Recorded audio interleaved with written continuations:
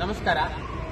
ಇವತ್ತು ಹಿಂದೂ ರಾಷ್ಟ್ರ ಸಮನ್ವಯ ಸಮಿತಿ ಅಡಿಯಲ್ಲಿ ಹಿಂದೂ ಜನಜಾತಿ ಸಮಿತಿ, ಶ್ರೀರಾಮ್ ಸೇನೆ ಎಲ್ಲ ಹಿಂದೂ ಸಂಘಟನೆಯ ಮುಖಂಡರು ನಾವು ಜೀವನ್ ಭೀಮಾ ನಗರದ ಪೊಲೀಸ್ ಸ್ಟೇಷನ್ಗೆ ಬಂದಿದ್ವಿ. ಇಲ್ಲಿ ಒಬ್ಬ ಮೊಹಮ್ಮದ್ ಅನಸ್ ಅಂತಲೇ ಒಬ್ಬ ಅಪ್ರಾಪ್ತ ಹಿಂದೂ ಬಾಲಕಿಯನ್ನ ಅತ್ಯಾಚಾರ ಮಾಡಿ ಅವರ ಲೈಂಗಿಕ ಕಿರುಕುಳ ನೀಡಿ ಅವರ ಅಶ್ಲೀಲ ವಿಡಿಯೋವನ್ನು ಇಟ್ಕೊಂಡು ಅವರಿಗೆ ಕಿರುಕುಳ ನೀಡುವಂಥದ್ದು, ಆಕೆಯನ್ನ ಇಸ್ಲಾಮಿಗೆ ಮತಾಂತರ ಮಾಡುವಂತಹ ಪ್ರಕರಣ ದಾಖಲಾಗಿತ್ತು. ಇದಕ್ಕೆ ಸಂಬಂಧಪಟ್ಟಂತೆ ನಾವು ಮಾನ್ಯ ಇನ್ಸ್ಪೆಕ್ಟರ್ ಅನ್ನ ಭೇಟಿ ಮಾಡಿ ಹಿಂದೂ ರಾಷ್ಟ್ರ ಸಮನ್ವಯ ಸಮಿತಿಯಿಂದ ಒಂದು ಮನವಿಯನ್ನು ಸಲ್ಲಿಸಿದ್ವಿ. ಮನವಿಯಲ್ಲಿ ಬಹಳ ಮುಖ್ಯವಾಗಿ ಈ ಒಂದು ಪ್ರಕರಣ ಅತ್ಯಂತ ಗಂಭೀರವಾಗಿದೆ. ಇದರಲ್ಲಿ ಒಂದು ಧಾರ್ಮಿಕ ಮತಾಂತರ ಇದೆ, ಇದರ ಒಂದು ಸಂಘಟಿತವಾದಂತಹ ಅಪರಾಧ ಇದೆ.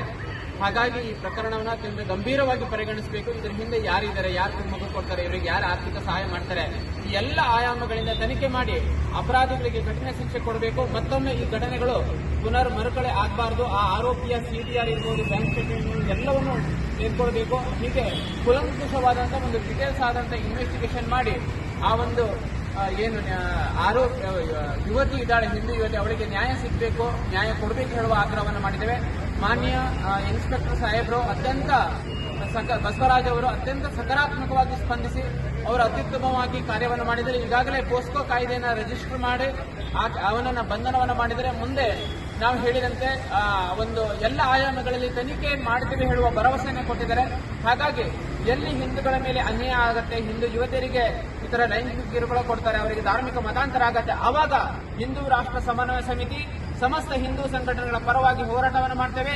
ನ್ಯಾಯ ಸಿಗುವವರೆಗೆ ನಾವು ಜೊತೆಗೆ ನಿಲ್ತೇವೆ.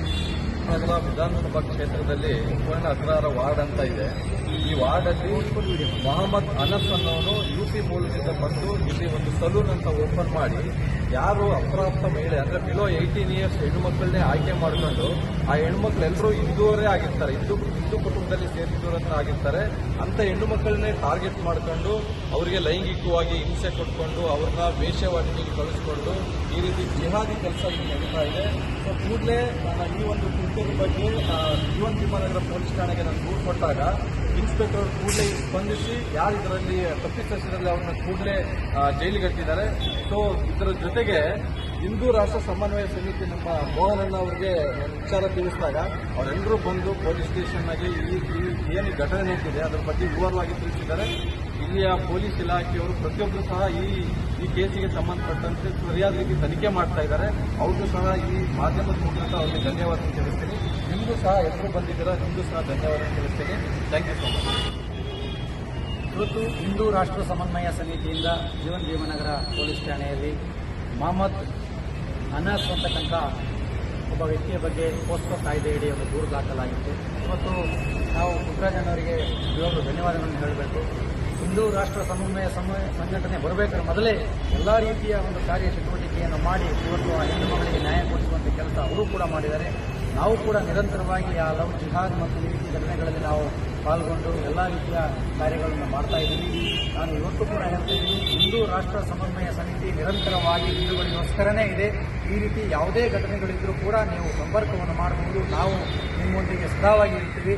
ಮತ್ತು ಅನೇಕ ಸ್ಪಾಗಳಾಗಿರ್ಬೋದು, ಮಸಾಜ್ ಪಾರ್ಕ್ಗಳು ಮತ್ತು PGಗಳಾಗಿರ್ಬೋದು, ಇವತ್ತು ಕಾಲೇಜುಗಳಲ್ಲಿ ಅತ್ಯಂತ ಹೆಚ್ಚಾಗಿ ಈ ರೀತಿ ನಡೀತಕ್ಕಂಥದ್ದು. ಇನ್ನೊಂದು ವಲಸೆ ಬಂದಂಥ ಬಿಹಾರ್ ಮತ್ತು ಇನ್ನು ಬೇರೆ ರಾಜ್ಯಗಳಲ್ಲಿ ವಲಸೆ ಬಂದಂಥ ಹೆಣ್ಣು ಮಕ್ಕಳು ಅಥವಾ ಅಲ್ಲಿ ಬಂದಿರುವಂಥ ಇಸ್ಲಾಮಿಕ್ ಜಿಹಾದಿಗಳು ನಮ್ಮ ಹೆಣ್ಣು ಮಕ್ಕಳ ಬಗ್ಗೆ ಕ್ರೂರತ್ವವಾಗಿ ಲವ್ ಜಿಹಾದ್ ಮಾಡ್ತಕ್ಕಂಥದ್ದು, ಈ ರೀತಿ ಒಂದು ಕೃತ್ಯಗಳನ್ನ ಮಾಡ್ತಕ್ಕಂಥದ್ದು ಅತಿ ಹೆಚ್ಚಾಗಿದೆ.